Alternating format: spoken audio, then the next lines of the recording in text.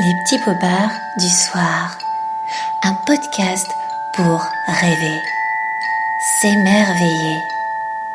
Une histoire à écouter pour petits et grands et remonter la mécanique du temps.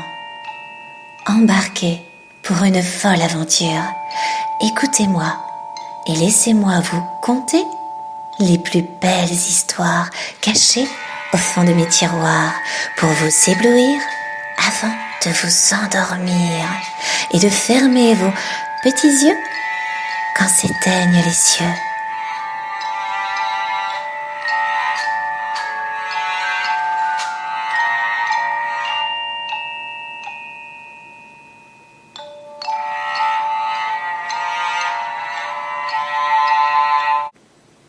Petites histoires à lire le soir de Claire Wilmotte.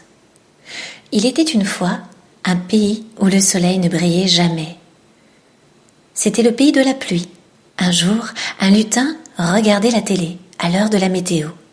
Dans tous les pays, le soleil éclairait les paysages de ses rayons. Dans le sien, le lutin ne vit sur la carte de météo que de la pluie et des orages. Il s'énerva. « Ah zut, encore et toujours de la pluie !»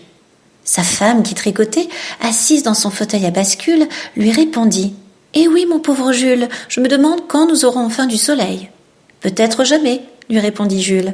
« Toujours aussi pessimiste, mon cher Jules, » lui répondit sa femme qui comptait les mailles de son tricot. « Ah, tu peux parler, toi, toujours en train de te plaindre. Et toi, toujours à t'énerver pour rien. Et si on arrêtait de se disputer ?» lui proposa Jules. Mais le lendemain, ils recommencèrent à se chamailler, les jours et les mois suivants aussi. Ce fut comme ça pendant 20 ans. Un jour, Jules en eut assez. Il quitta sa maison et décida d'aller voir le roi des lutins qui habitait un magnifique château. Seulement voilà, pour aller au château du roi, il fallait un cheval. Et notre pauvre Jules, lui, n'avait que ses 2 jambes, ce qui était peu pour faire autant de kilomètres. Alors, il alla trouver son ami le fermier qui lui possédait de beaux chevaux dans une grande propriété. Il lui dit « Hé Jean, tu ne pourrais pas me prêter un de tes chevaux, s'il te plaît ?»« Bien sûr, mon vieux Jules, » lui répondit le fermier, et ils entrèrent dans l'écurie où les chevaux dormaient.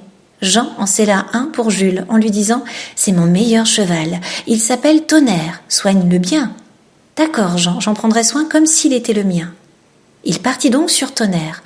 Le cheval allait bon train. Jules était content. Il pourrait arriver plus vite au château du roi.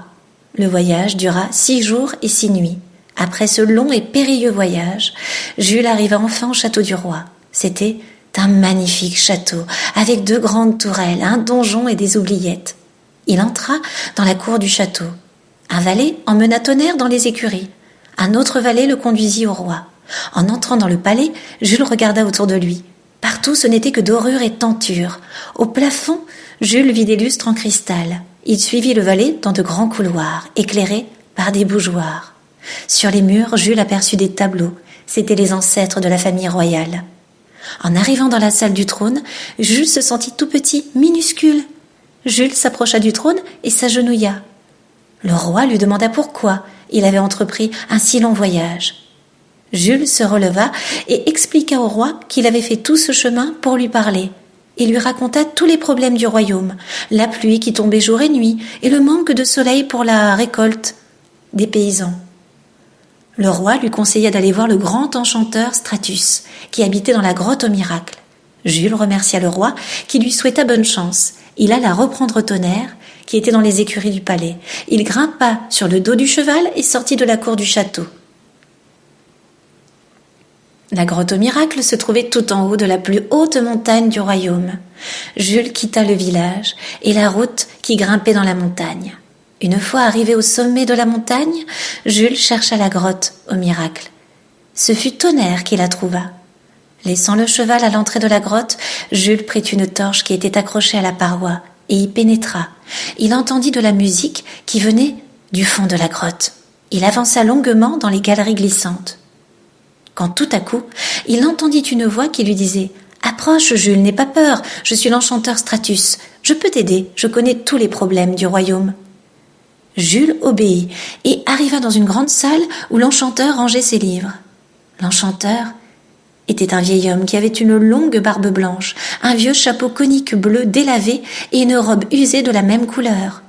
Jules lui raconta la même histoire qu'il avait racontée au roi.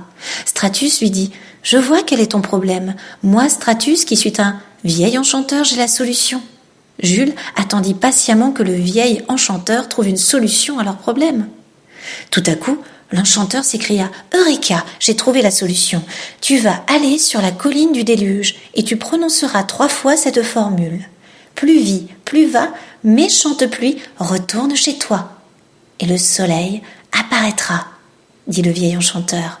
Jules le remercia et tout le long de son voyage, il se répéta la formule magique. Plus vit, plus va, etc. En arrivant sur la colline du déluge, Jules chercha la formule. Plus va, plus vaut. Ah, flûte, ce n'est pas ça. Alors c'est peut-être plus vu, plus vit, et zut, ce n'est toujours pas ça. Et celle-ci, se dit Jules. Plus vit. Ah non, toujours rien, pensa-t-il déçu. Il descendit de tonnerre et réfléchit longuement. Puis tout à coup, il s'écria. Plus vit, plus va, méchante pluie, retourne chez toi. Il répéta cette formule 3 fois et le soleil apparut dans le ciel en même temps qu'un bel arc-en-ciel. Jules était content et rentra chez lui sur le dos de tonnerre.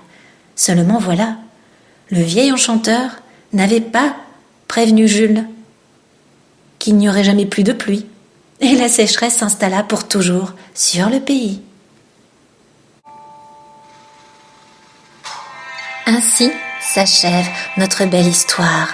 Il est temps pour nous de nous quitter. Et pour vous, chers petits amis, de fermer vos petits yeux afin de rejoindre le monde merveilleux et enchanté des contes de fées. Je vous dis à bientôt pour un nouvel épisode des petits bobards du soir. Bonne nuit et faites de beaux rêves.